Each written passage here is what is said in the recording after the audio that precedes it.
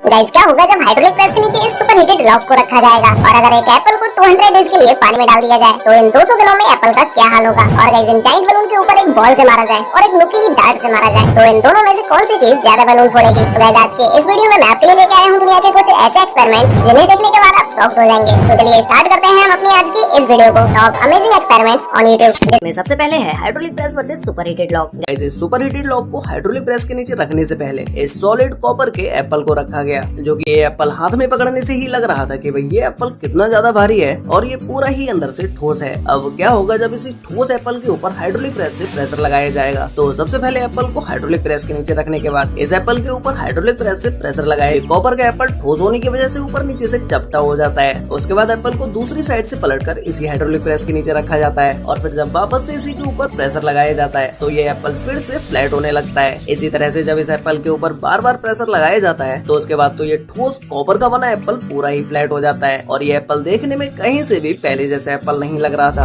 अब गाइस जब hydraulic press के नीचे एक बाउंसिंग बॉल को रखा जाता है, अब आप में से कुछ लोग ऐसे होंगे जो कि इस बाउंसिंग बॉल के बारे में नहीं जानते होंगे, तो उन्हें मैं बता दूं कि ये बाउंसिंग बॉल एक ऐसी बॉल होती है जिसको अगर आप जमीन पर मारते हैं तो ये बॉल बहुत ही तेजी से ऊपर की तरफ चली जाती है। ऐसे गाइस जब इसी बॉल को हाइड्रोलिक प्रेस के नीचे रखा जाता है तो हाइड्रोलिक प्रेस के प्रेशर के आगे ये बॉल टिक ही नहीं पाती है और प्रेशर लगते लगते ये बॉल इतनी ज्यादा फ्लैट हो जाती है कि कुछ ही सेकंड्स में इसके छोटे छोटे पार्ट्स हाइड्रोलिक प्रेस से बाहर आने लगते हैं। मतलब कि इस बाउंसिंग बॉल के लाखों करोड़ों टुकड़े हो जाते हैं। ऐसे ही जब इस स्ट्रेस बॉल को इसी हाइड्रोलिक प्रेस के नीचे रखा जाता है उसके बाद इस बॉल के ऊपर प्रेशर लगाने के बाद ये बॉल एक साइड से निकलकर पूरी ही रेड हो जाती है और इसे देखते हुए ऐसा लग रहा था मानो कि किसी पिंपल का रेड हिस्सा बाहर निकला हुआ हो। जिसके बाद हाइड्रोलिक प्रेस से इसके ऊपर हाई प्रेशर लगने के बाद भी ये बॉल नहीं फटती है और फिर इसके बाद जब इस बॉल को चाकू से काटा जाता है तो इस बॉल के अंदर भरा हुआ फ्लूइड बाहर आने लगता है। अब गाइस जब इसी हाइड्रोलिक प्रेस के नीचे एक लॉक को रखा जाता है जो कि ये लॉक प्योर मेटल का बना होता है। उसके बाद भी हाइड्रोलिक प्रेस से इसके ऊपर प्रेशर डालने के बाद इस लॉक के छोटे छोटे टुकड़े हो जाते हैं। उसके बाद जब इसी लॉक को हाई टेम्परेचर पर हीट करके हाइड्रोलिक प्रेस के नीचे रखा जाता है तो इस लॉक का हाई टेम्परेचर होने की वजह से हाइड्रोलिक प्रेस से प्रेशर लगाने पर ये पूरी तरह से फ्लैट हो जाता है, जो कि आप अभी अपनी स्क्रीन पर देख ही सकते हैं।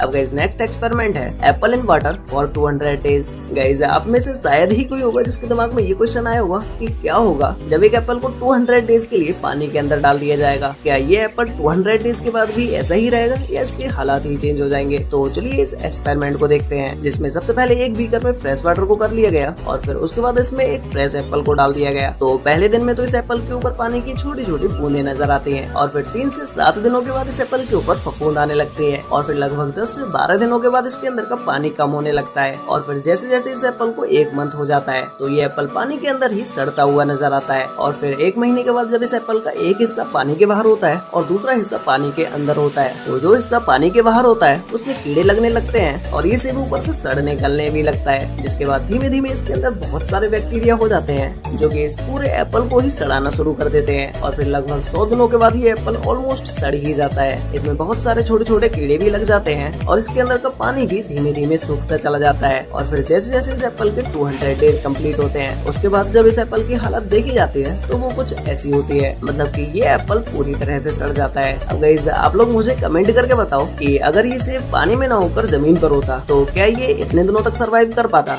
नेक्स्ट है threading machine versus coconut. Guys threading machine के बारे में तो हम सभी लोग जानते ही हैं। ये एक ऐसी मशीन होती है जिसके अंदर अगर आप कोई भी चीज डालते हैं तो ये मशीन उसको छोटे छोटे टुकड़ों में काट देती है। तो ऐसे ही जब इस थ्रेडिंग मशीन के अंदर इस गोल्ड स्लाइम को डाला गया तो गाइस ये स्लाइम बहुत ही ज्यादा सॉफ्ट होता है। जब इसे थ्रेडिंग मशीन में डाला गया तो फिर तो इस स्लाइम के भी छोटे छोटे टुकड़े हो जाते हैं और ये स्लाइम थ्रेडिंग मशीन में कटता हुआ बहुत ही ज्यादा सेटिस्फाइंग भी लगता है। ऐसे ही जब इस चलती हुई थ्रेडर मशीन के ऊपर मेल्टेड एल्यूमिनियम को डाला जाए तो क्या ये थ्रेडर मशीन पिघल जाएगी या इसके ऊपर इस मेल्टेड एल्यूमिनियम का कोई भी फर्क नहीं पड़ेगा। तो सबसे पहले एल्यूमिनियम को हाई टेम्परेचर पर गर्म करके उसे मेल्ट कर लिया जाता है। जिसके बाद ये मेल्टेड एल्यूमिनियम मेल्ट होने के बाद कुछ ऐसा दिखाई देता है और फिर जब इसे पकड़कर थ्रेडर मशीन के ऊपर डाला जाता है तो थ्रेडर मशीन के ऊपर तो इस एल्यूमिनियम का कोई भी फर्क नहीं पड़ता है, लेकिन कुछ जगहों पर ये एल्यूमिनियम मशीन के ऊपर चिपक जाता है और ये मेल्टेड एल्यूमिनियम का टेम्परेचर बहुत ही ज्यादा हाई होने की वजह से ये एल्यूमिनियम नीचे रखे की प्लेट में भी इकट्ठा नहीं हो पाता है और ये प्लेट में ही छेद कर देता है और फिर उससे नीचे गिरने लगता है। अब गाइस जब फाइनली इसी श्रेडर मशीन के अंदर कोकोनट को डाला गया तो ये कोकोनट गोल होने की वजह से श्रेडर मशीन के अंदर ही गोल गोल घूमता रहता है। ये श्रेडर मशीन इस कोकोनट का कुछ भी नहीं बिगाड़ पाती है, लेकिन कुछ समय के बाद जब इस कोकोनट को श्रेडर मशीन में कुछ इस तरह से दबाया जाता है तो इस कोकोनट में हल्का सा क्रैक आ जाता है, जिसके बाद तो ये कोकोनट श्रेडर मशीन के अंदर खुद ही टूटने लगता है। नेक्स्ट है माचिस बॉक्स रॉकेट। गाइस इस एक्सपेरिमेंट को आप अपने घर पर भी ट्राई कर सकते हैं, जिसमें इस एक्सपेरिमेंट को करने के लिए आपको एक फॉइल पेपर, माचिस बॉक्स और एक टूथपिक की जरूरत होती है। जिसके बाद आप इस एक्सपेरिमेंट को अपने घर पर ही ट्राई कर सकते हैं, जिसमें सबसे पहले आपको माचिस की तीलियों के इस ऊपर के हिस्से को काट के रख लेना है और फिर उसके बाद आपको फॉइल पेपर को कुछ इस तरह से फोल्ड कर लेना है, जिससे ये देखने पर रॉकेट का नीचे का हिस्सा लग रहा होता है। और फिर इसी तरह से आपको फॉइल पेपर के ऐसे छोटे छोटे टुकड़े कर लेना है और फिर इनके अंदर माचिस की तीली को रखकर फॉइल पेपर से कुछ इस तरह से बंद कर देना है, जिसके बाद आपका होममेड रॉकेट बनकर तैयार हो जाता है। और फिर इसके बाद जब आप इस रॉकेट को आगे से गर्म करते हैं तो फिर ये माचिस बॉक्स से बना हुआ रॉकेट कुछ इस तरह से लॉन्च होता है और ये देखने में भी काफी ज्यादा सेटिस्फाइंग और इम्प्रेसिव भी लगता है।